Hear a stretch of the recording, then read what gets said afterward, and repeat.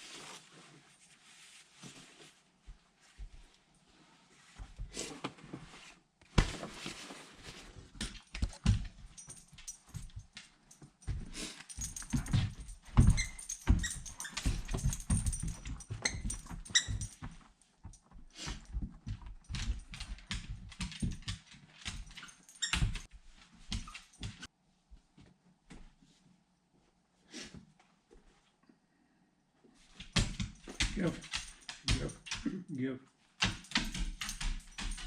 Yeah, it'd be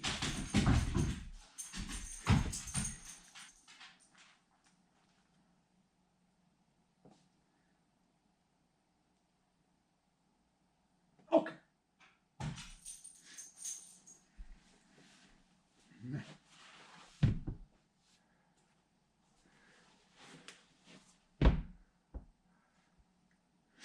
4:15 and it's getting dark.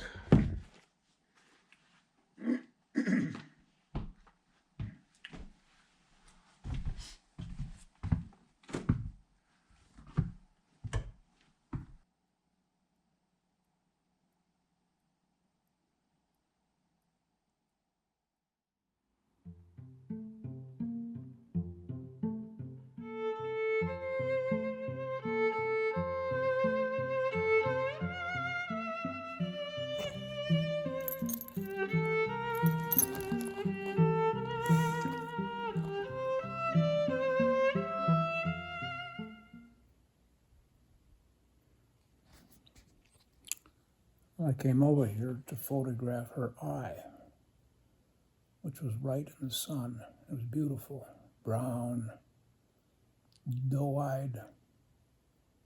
As soon as I get near, well, she has to rearrange herself.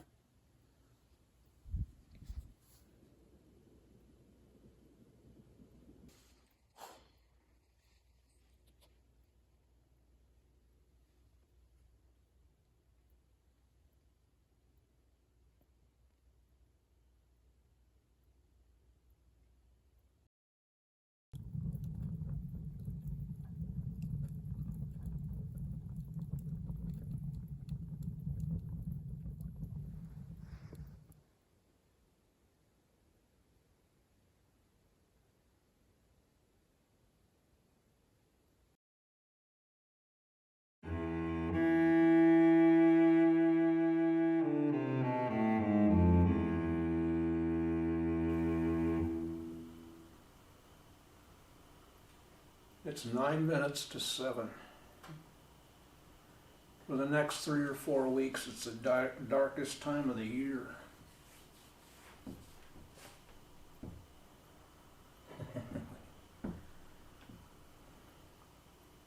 We always get through it, but when you're in the middle of it, it seems eternal, infinite, waiting for some light to appear. And it begins to appear now about 10 after 7. Begins. It's not fully light for another hour.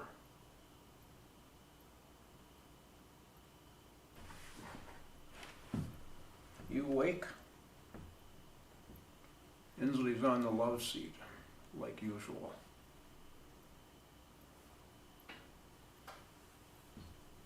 I get the fire laid, get the coffee brewing, and then take her out for a morning pee first thing. And usually she goes right out, pees, comes right back in, gets back on the love seat, and is laid out, gone for the next hour or two. And this morning, we got out there and she peed, but was attracted to something off in Never Land. Muzzle up in the air. She walked around investigating in the shadows, of course. It's always in the shadows where I can hardly see her. I can't make her out. Is she pooing? That's giving her a chance to do that if she needs to. Not in the front yard where it's fully lit from the yard light. 5 minutes of that and I said, okay, come on. Came back inside, reluctantly on her part. Got unsuited, came back over here, got the fire going, but she didn't go and lay down. She's right here looking out the window and looking up at me, looking out the window. And I'm a little bit uneasy. Come on, let's get into our routine. Well, she kept looking up at me and I thought, okay, this isn't gonna fly.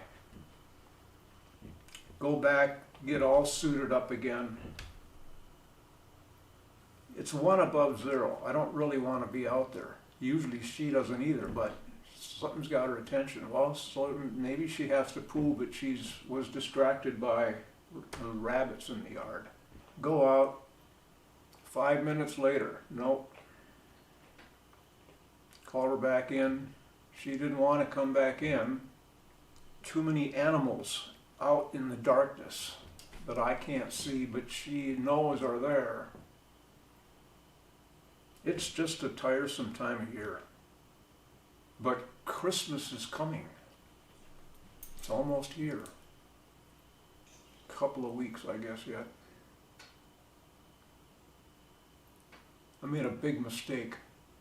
I've been feeding her seafood kibble, grain-free chicken free because she was scratching and scratching and scratching since I got her. And I learned that the seafood diet is best, and she's been on that for ever since, a couple years. Somehow I forgot that, and I bought a different kibble. It was a little cheaper. I don't know. I wasn't thinking. And she's been on that new kibble now for 2 to 3 months. Ear infection, scratching. Suddenly the light bulb came on a week or so ago. Oh my God, whoa. After I just bought a brand new big bag of the new food, non-seafood food. So maybe that has something to do with her ear infection as well as the scratching, the itching. So I've got almost a full bag. I'm not going to throw it out. I'm going to supplement. I'm putting her back on the seafood diet. Bought a little bag of it and then realized, oh, she's got to be on the seafood. So I'm going to supplement the old crappy food with the seafood kibble. But I'm feeding her also for fresh, raw, frozen. Get it out, defrost it. She's very happy. She's energetic. She's just fine, except for the scratching. Oh my God. She scratches and scratches and scratches. We're done treating her ear. So now it's just, we gotta wait. Wait until chicken and grain food goes away in a couple months. Forgetful. Oh, it's almost 7 o'clock. Time to get her up and feed her.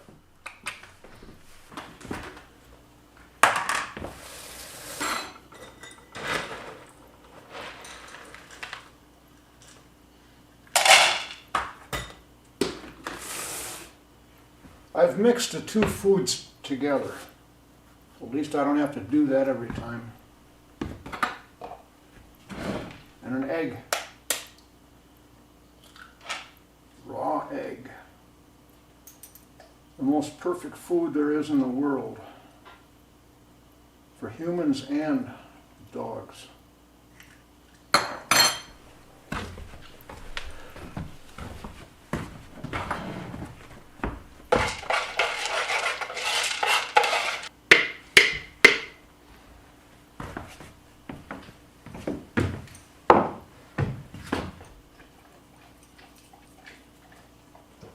Girl. Yeah, we. Mm-hmm.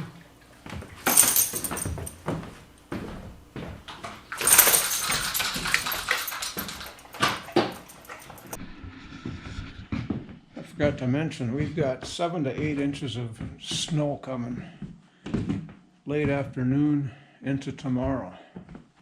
Big snow. Alberta Clipper gonna move through. Oh, I'm excited by that. I'm going to transform the world again.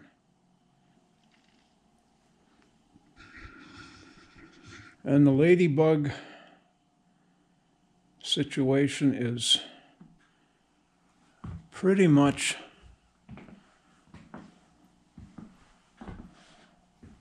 finished for this year, I think. It's been the last couple of weeks.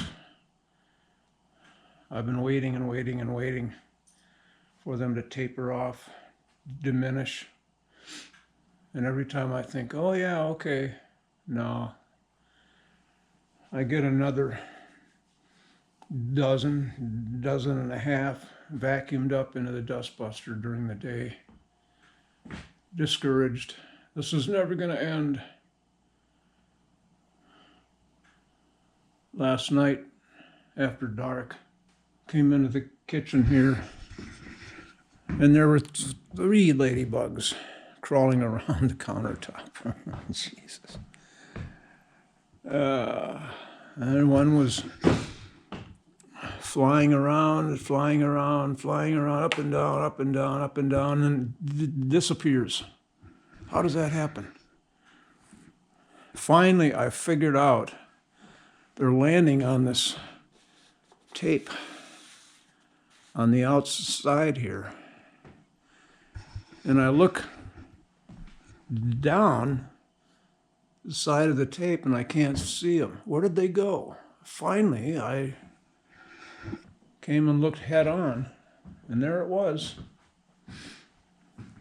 Or there they are. When this has happened repeatedly. They fly around under the light, up and down, and when they go above the light, disappear. Where do they go? Now I'm on to that, but hopefully we're at the end. No more entertainment Olympics until next fall. And in the last couple of weeks, Darwin's law has been at work, survival of the fittest. And these guys, they have been fighting me, holding on tightly to what? How do they do that? And I finally win, but it's been a tussle with them. They are the ones who are surviving because they're most aggressively resisting me, my agenda.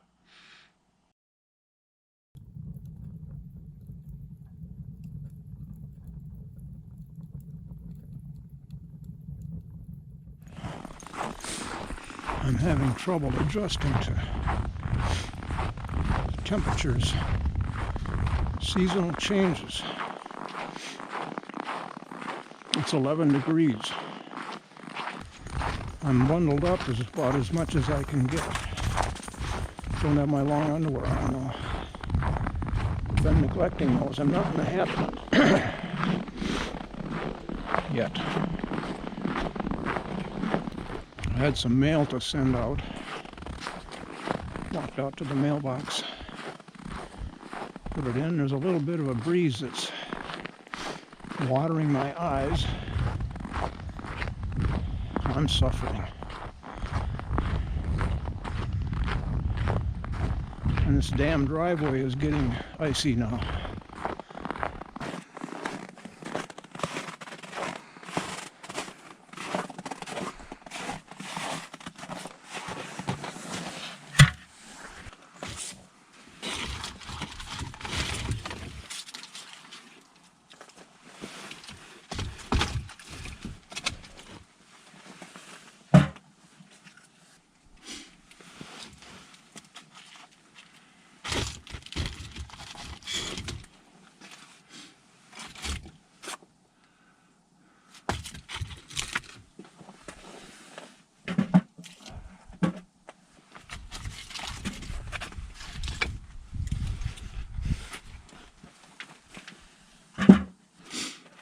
A lot of this wood is empty.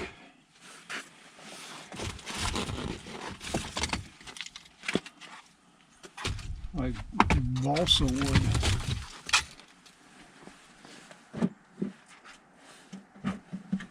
I've finally gotten wise about packing these chunks of wood into the bucket. You can get about twice as much in the bucket if I set them in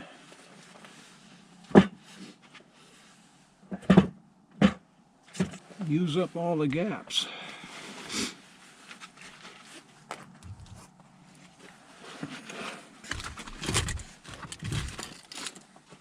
Two more.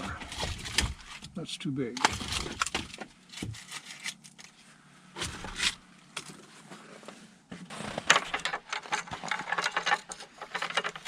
Oh, heavy. Good.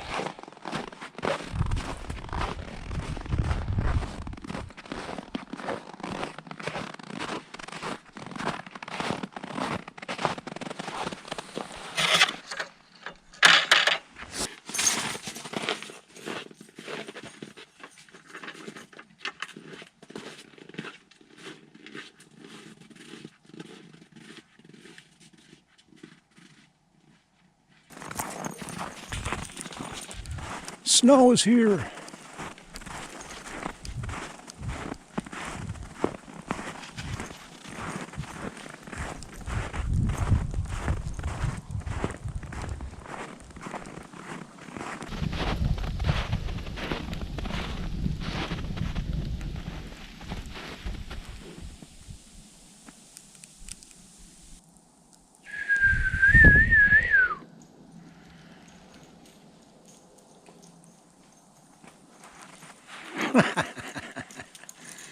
Yeah, they're good, really good.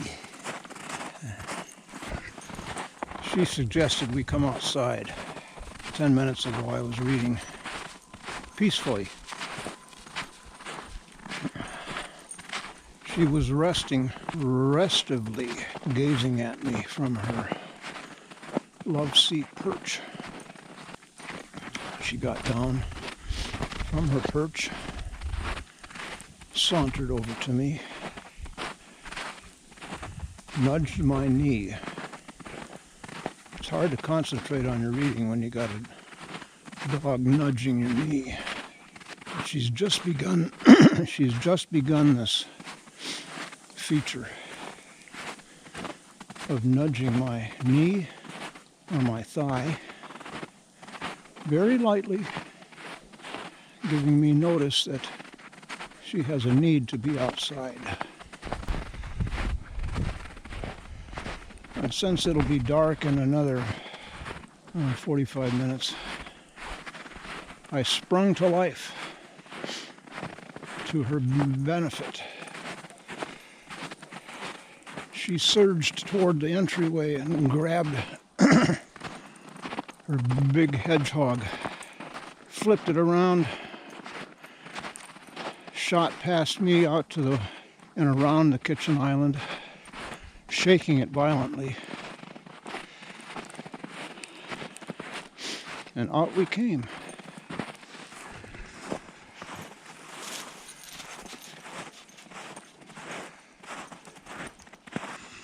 The 7 to 8 inches we're supposed to get between now and later on tomorrow. It comes in 2 waves. This Alberta Clipper pair. The first one is a more minor event that will bring us the 2 inches for today. And then beginning tomorrow, I don't remember when, I think in the morning, a larger clipper will come through and give us 5 inches or so. That's why I live where we have 4 seasons, distinctly different from each other. At least between summer and winter. It's delightful. The winter one is more delightful in the beginning of it until about mid-February, when most of us are saying, all right, ha ha ha, we got a good solid 2 months yet, from mid-February through mid-April. But by mid-April, things are beginning to give us hope.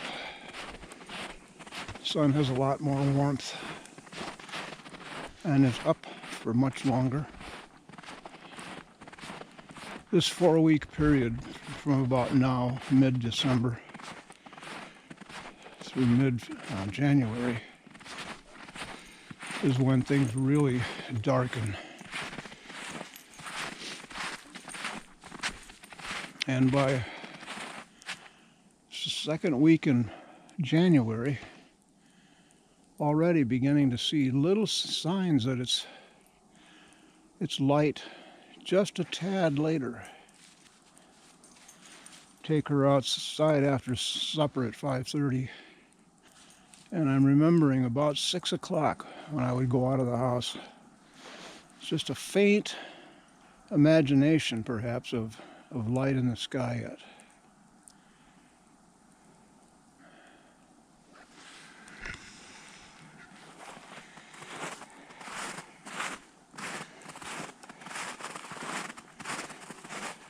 And I can't imagine how people 200 years ago got through winter and the darkness, especially people in the Scandinavian countries where it's dark 22 hours a day.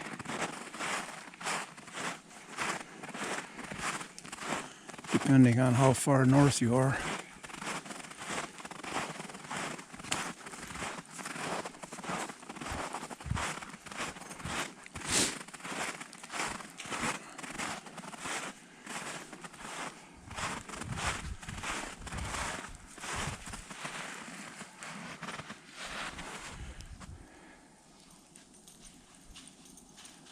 Well, I think it's time to head back to the house. My nose is running a marathon.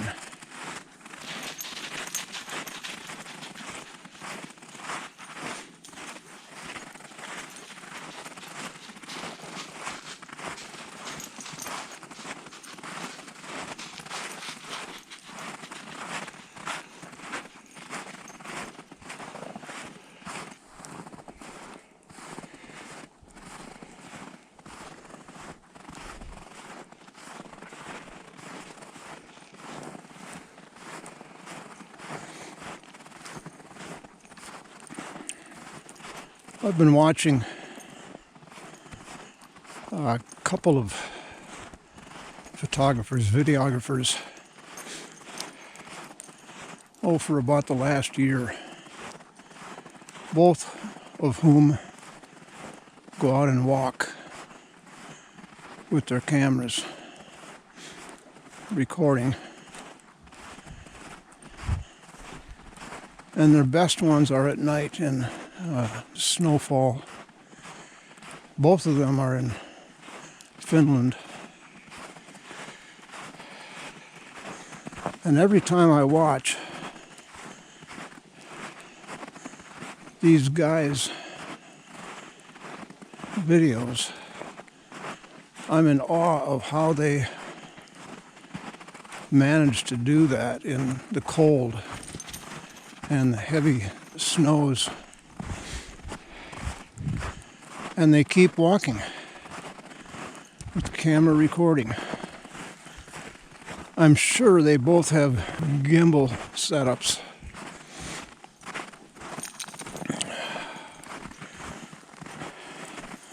But nonetheless, I'm holding a GoPro on a handle, no gimbal. It's not heavy, but it's tiresome. Concentrating, holding it.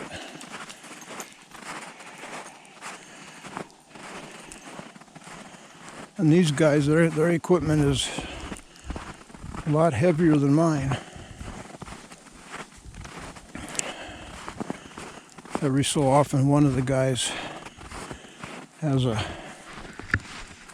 blower brush, squeeze with a little brush on the end of it. This thing comes out of nowhere, up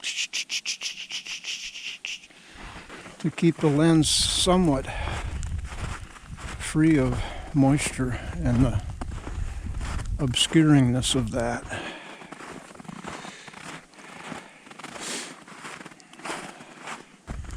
The first person I discovered was Sevi, S-E-V as in Victor, Y.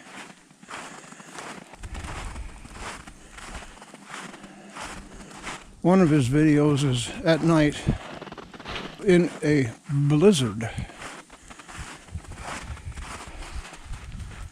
And I'm in awe over. I've watched it a couple times. And every time I watch it, it's just, how do they do this?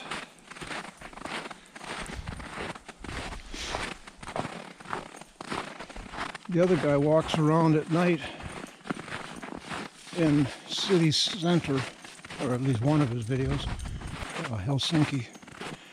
My jaws are getting cold. And he's gone out in really heavy snows and winds too. And it's easy to sit in your warm house with the wood stove going and enjoy these videos. And every so often think, oh my God, they've been out in this freezing cold for an hour. No breaks. Keep walking.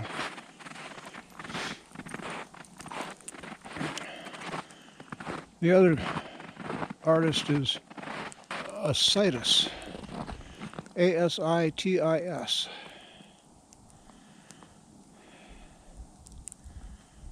If I can remember, I'll put a link in the comments. Yeah, my fingers are cold too now. But both of them don't do just winter. They do all 4 seasons. They're real events.